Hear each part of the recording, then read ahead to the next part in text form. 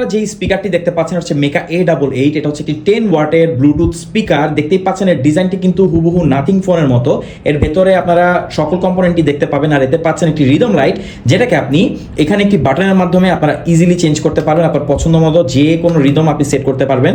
এই লাইটটা কিন্তু এই মিউজিকের সাথে রেসপন্স করবে। তো বুঝতেই পাচ্ছেন এমন একটি স্পিকার যেটা ব্লুটুথ স্পিকার, তাতে পাচ্ছেন রিদম লাইট, অসাধারণ সাউন্ড কোয়ালিটি, আর এতে পাচ্ছেন 1800 mAh একটি ব্যাটারি। সো মোটামুটি লম্বা একটা ব্যাটারি ব্যাকআপ কিন্তু আপনার এর থেকে পাবেন। এছাড়া সেম এরকম আরেকটি স্পিকার দিয়ে কিন্তু আপনার TWS হিসেবে ব্যবহার করতে পারবেন। তো বুঝতেই পারছেন কম বাজেটে এর মতো ব্লুটুথ স্পিকার বর্তমান বাজারে নেই। এটার প্রাইস হচ্ছে 2000 টাকার আশেপাশে।